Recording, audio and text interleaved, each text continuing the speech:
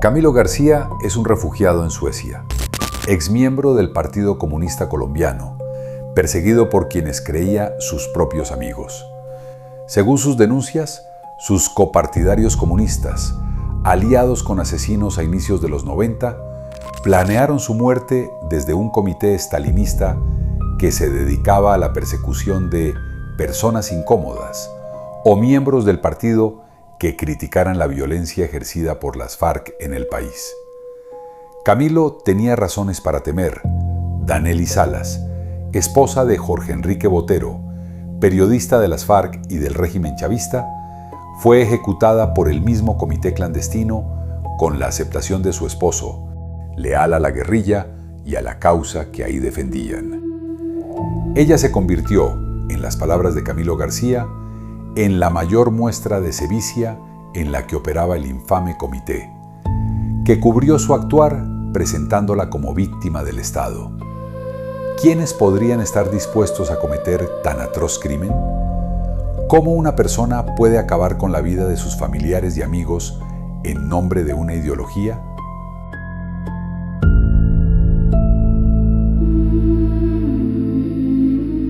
El heredero. Una herencia maldita.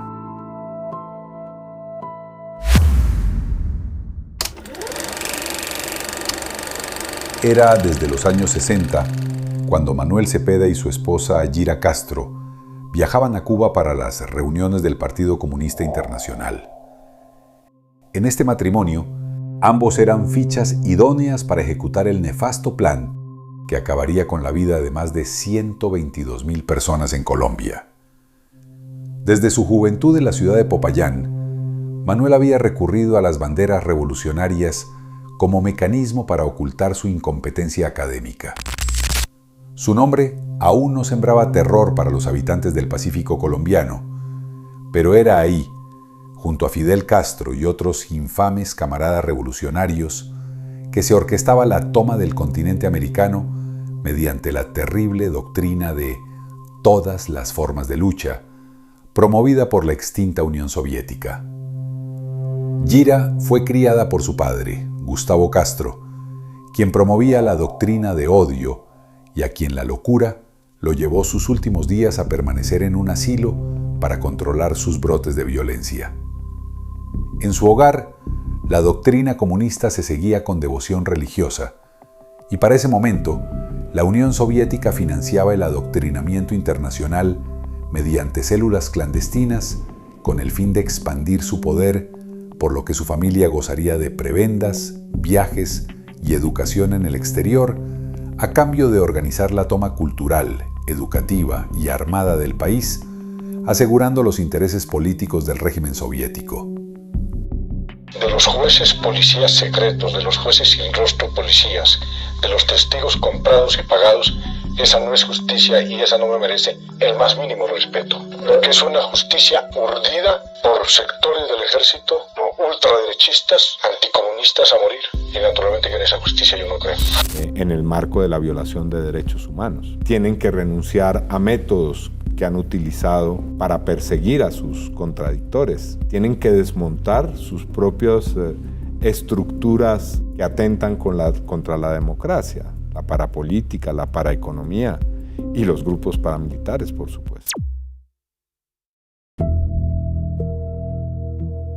Manuel y Yira criaron a sus hijos en abandono mientras se encargaban de la organización de guerrillas, una cortina política que protegería su operación clandestina y comités de sicariato como aquellos que amenazaron a Camilo García. Ahí creció el heredero. Luego de que apenas a los 13 años hubiera vivido en la Checoslovaquia soviética, la Cuba castrista e hiciera parte de las Juventudes Comunistas Colombianas, JUCO, fue enviado a Bulgaria, donde estudió filosofía en la Universidad de San Clemente de Ohrid, en Sofía. Como otros líderes comunistas, absorbió su doctrina férrea en instituciones ortodoxas marxistas-leninistas que desde Europa y contextos que promueven la lucha armada política y la eliminación del enemigo a cualquier costo, dieron vida a los frentes armados, culturales y jurídicos para la toma del Estado democrático colombiano. al igual que Rodrigo Londoño Echeverry, alias Timochenko, quien estudió medicina en la Universidad Patricio Lumumba, en Moscú, alias Iván Márquez, su padrino político y gran amigo, quien estudió Derecho en la Unión Soviética y hoy delinque protegido por el chavismo desde Venezuela. Jairo González Mora, alias Byron Yepes, que se formó en Ingeniería Electrónica en la Escuela Superior Técnica de Brno, en Checoslovaquia. Jacobo Arenas, el gran ideólogo de las FARC, que pasó por la Escuela Superior del Partido en Moscú, donde recibió formación política directa del Partido Comunista de la Unión Soviética.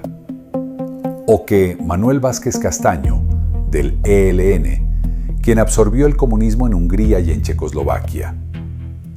El heredero se convirtió en un individuo frío, carente de empatía, obsesionado con imponer su visión a cualquier precio y determinado a llevar a cabo un plan de dominancia global que trajo repercusiones nefastas en Colombia.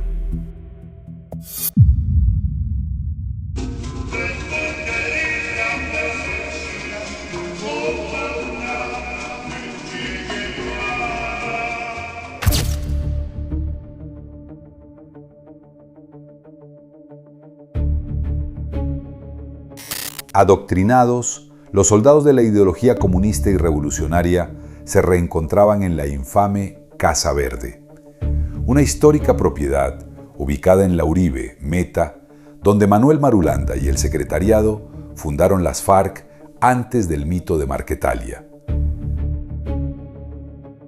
Ahí también llegaron personajes como Carlos Leder, quien brindaba con whisky junto a Jacobo Arenas mientras planeaban narcotráfico y asesinatos, las tomas guerrilleras a poblaciones desprotegidas, las extorsiones, los secuestros y las movidas de narcotráfico en la que todos participaban. Fue ahí mismo donde algunos de los crímenes, que hoy ondean como banderas en las marchas de izquierda, fueron tejidos con sangre de sus propios camaradas, borrándolos del mapa cuando dejaban de ser convenientes para sus planes. Pues no es coincidencia que solo los más leales miembros de las células comunistas y aquellos que comulgan con la violencia como medio hayan sobrevivido a las épocas de purga. Ellos mismos se volvieron contra cualquier camarada que se desligara del actuar criminal y si eran amigos, se convertían en presas fáciles para silenciar sus críticas.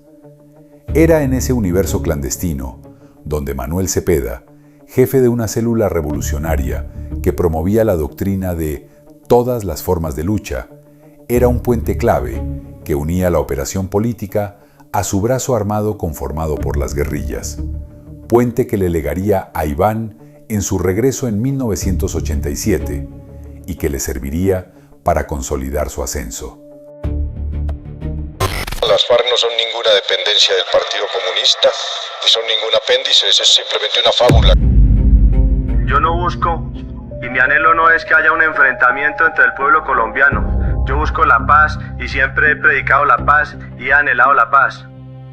Cuando Pablo Escobar y el M-19 decidieron incendiar el Palacio de Justicia con sus miembros aún dentro, iniciaron una guerra judicial en contra de los militares con múltiples réditos. Mientras los autores intelectuales de la barbarie evaden mediante negociaciones las condenas de sus crímenes, el Estado, atado a los conductos básicos que imponen las leyes internacionales, ha asumido la mayor carga de la culpa.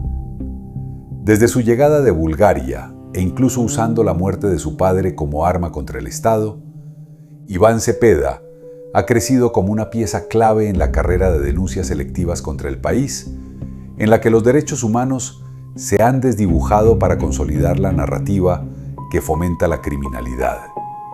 El nefasto mito de que las guerrillas nacieron por causa de un Estado opresor, la desviación de la atención para minimizar la crueldad de sus crímenes, la comunión con grupos de muerte internacionales como Hamás, la retórica de la violencia como camino válido para imponer ideas.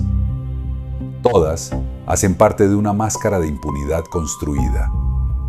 No es por otra razón que el sucesor del apellido bajo el que las FARC fundó el Frente, Manuel Cepeda Vargas, el mismo año que fue dado de baja, no haya señalado el nombre de su propio padre, cuando ha sido usado para bautizar una banda criminal perpetradora de actos repudiables como la toma de Anchicayá en agosto de 1999, el carrobomba en el Palacio de Justicia de Cali en septiembre de 2008 y los múltiples ataques a las sedes de RCN y el comando de la policía en esa misma ciudad. Y por lo tanto, esto puede sonar un poco frío de mi parte. Cuando asesinaron a mi padre, yo ya sabía cómo debía actuar y qué debía decir. Mi papá había denunciado con insistencia desde el año pasado que era víctima del Partido Comunista y la Unión Patriótica de un plan que se llama Plan Golpe de Gracia, que estaba de alguna manera diseñado desde la alta cúpula militar. Por más de 60 años, Colombia ha sido víctima de las FARC. Al menos 122.000 muertos, 29.000 desaparecidos, 20.000 secuestrados y más de 18.677 niños reclutados y violentados, ha dejado como saldo su asedio contra el país. Consciente del repudio social que causa la imagen de las guerrillas y el rastro de terror sembrado a su paso, el matrimonio comunista entre narcotráfico y política clandestina ha optado por la desviación de la atención y el revisionismo histórico, que ha maquillado páginas enteras de la historia de Colombia. Dentro de la batalla mediática, Iván Cepeda sabe que la condena de esos crímenes podría significar cavar su propia tumba. No solo porque los principales cabecillas del frente Manuel Cepeda Vargas serían los sanguinarios Winnie y JJ, veteranos criminales que han probado su sevicia en actos como el secuestro a los 12 diputados del Valle del Cauca en 2002, sino también por ser miembro de comités con el poder y la experiencia para desaparecer personas incómodas, donde de primera mano se evidencia que en la red que une todas las formas de lucha no ha importado la ideología ni el compromiso a la hora de realizar ejecuciones dictadas por la sed de poder. Este es un modus operandi que han emprendido ya otras células comunistas. Así fue como pasó con la UP, que se hizo incómoda mientras sobreviviera para los que aún sostenían las armas, pero que su asesinato selectivo, aunque proviniera de fuego amigo, era una excusa para seguir avivando el asedio armado. Pero fundamentalmente Bernardo Jaramillo, un abogado que había hecho su experiencia en la zona de Urabá, que venía con un discurso renovador y muchos creímos que era la figura que iba realmente a cambiar la historia, y así hubiese sido si no se produce su asesinato. El señor Bernardo Jaramillo, por segunda vez traidor al movimiento revolucionario, cuando se fue de aquí y ahora que le hizo un daño muy grande al EPL.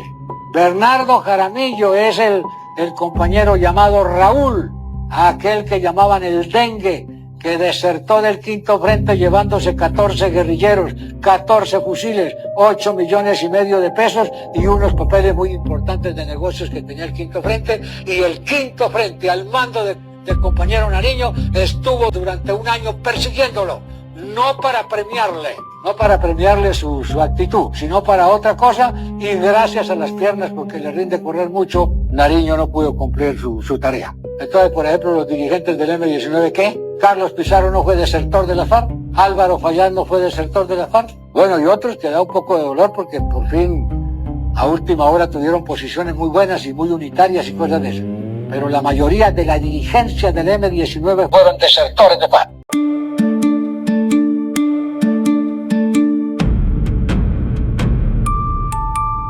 Tu patria es mi patria, tu problema es mi problema.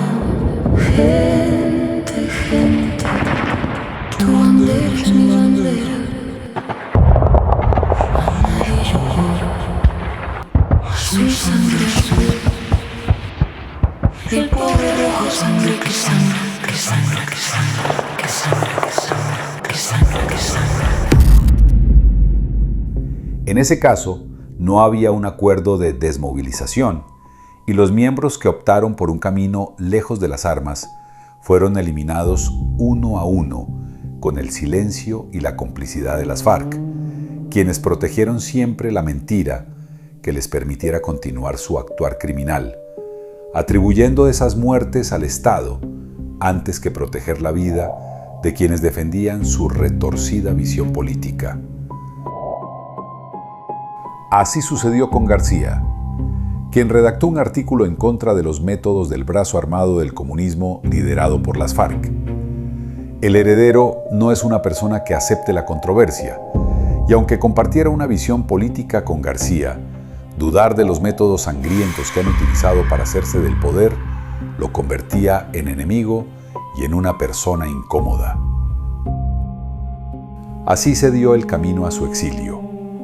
Perseguido por aquellos que promueven su represión disfrazada de política, pero cuyo actuar condenó al país entero a la violencia y a la deformación de la ética nacional, en un esquema donde las guerrillas estalinistas como las FARC y el ELN cubano y maoísta hacían parte de la estrategia bélica y armada, mientras Cepeda operaba la estrategia pública para lavar las aberraciones de sus camaradas y preparar el terreno para la toma del país.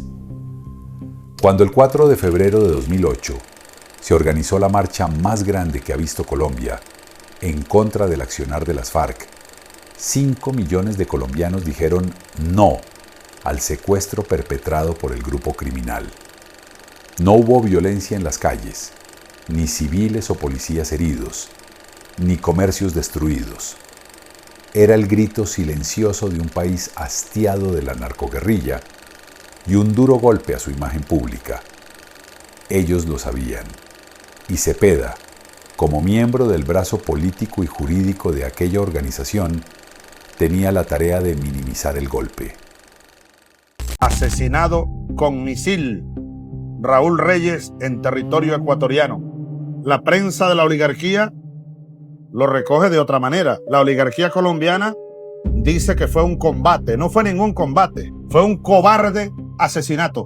Un cobarde asesinato de este comandante revolucionario que fue Raúl Reyes. Acusándolo de ser, narcotraficante, de ser el jefe de una poderosa red de narcotraficantes, acusándolo de delitos, incluso de violación de niñas. En marzo de 2008, cuando cayó abatido Raúl Reyes en un campo cocalero en la frontera con Ecuador, fueron incautados sus computadores con pruebas de la estrategia mediática con la que ha operado las FARC por décadas.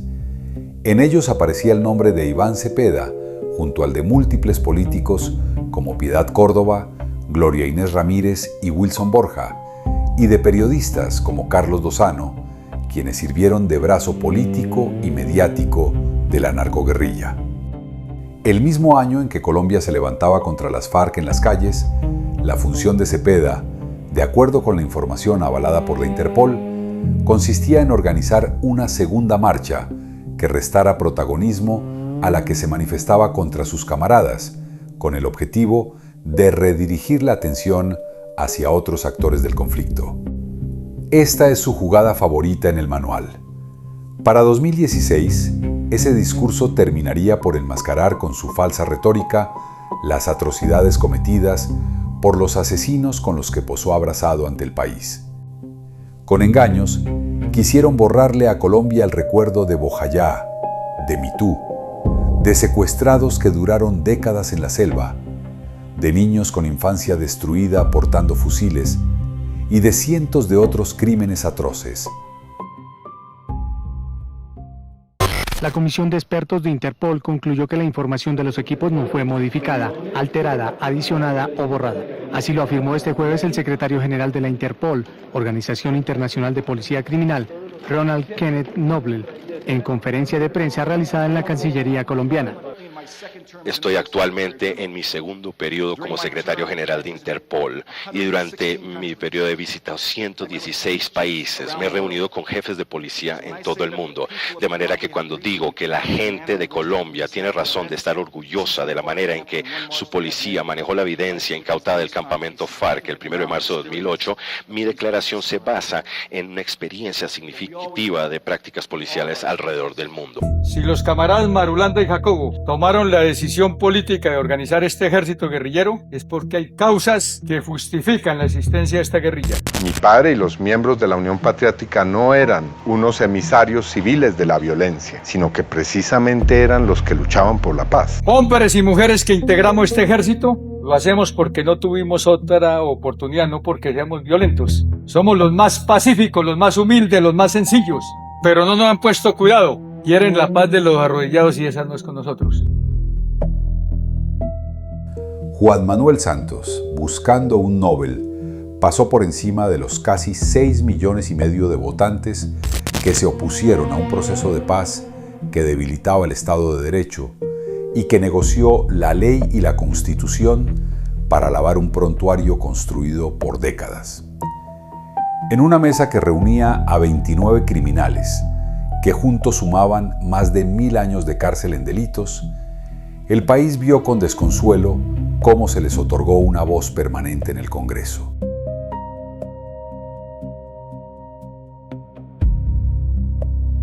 ¿Cómo nadie logró detenerlo? ¿Cómo se hizo tan grande esa cortina? En la lucha del comunismo por derrotar a la democracia, este sería el arma que le daría la victoria en 2022 con la toma del poder por medio de la violencia de una coalición del M-19, las FARC, el ELN y la corrupción política organizada de Colombia en cabeza de Gustavo Petro, otro militante de la doctrina de someter al Estado y a la democracia usando el salvajismo de los grupos criminales. Es cuanto menos triste ver que la unión de todas las formas de lucha hoy rinda frutos electorales luego de tanta sangre que se ha derramado en el país. El aparato jurídico montado por Iván Cepeda y la violencia alimentada por la coca les ha permitido pisotear la Constitución y poco a poco ir borrando la memoria colectiva. Apoyados en la Constitución y en la ley que juré cumplir como presidente de Colombia, y con la confianza irrestricta en la capacidad de reconciliación de los colombianos, he tomado esta noche la decisión de ordenar el despeje por parte de la fuerza pública en los municipios de La Uribe, Mesetas, Macarena, Vistahermosa del departamento del Meta y de San Vicente del Caguán en el departamento del Caquetá. Los procesos de paz han sido el ingrediente fundamental de la lucha por una transformación histórica en Colombia y han ganado incluso hasta la posibilidad de convertirse en gobierno, como ha ocurrido después del 2022 con el gobierno que preside Gustavo Petro. También hay otras mesas de diálogo y otros procesos de paz, por ejemplo de paz urbana, y que constituyen una apuesta muy importante. Hoy, los crímenes de ese aberrante matrimonio están siendo lavados y perfumados, sus prontuarios tachados y los libros de historia olvidados. Todo materializado mediante la retórica de la falsa paz que llegó a Colombia, firmada en la cúspide de la pesadilla comunista en América Latina, La Habana. Año tras año, los autores de brutales crímenes son obviados de responsabilidad por grupos y colectivos de abogados financiados para defender un artificial victimismo que contribuya a exaltar a la insurgencia, mientras elimina todo aquello que incomode su retórica.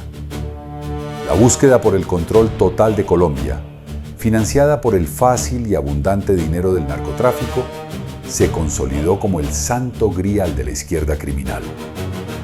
De ahí que los intereses de oscuros personajes como el heredero tengan como tarea custodiar la mina de oro que le sigue permitiendo su agresiva expansión en la región, corrompiendo y pudriendo todo a su paso para sentar las bases de un régimen atroz que imponga la miseria y la muerte entre las naciones, mientras su casta criminal se posiciona en la cúspide de la pirámide del poder.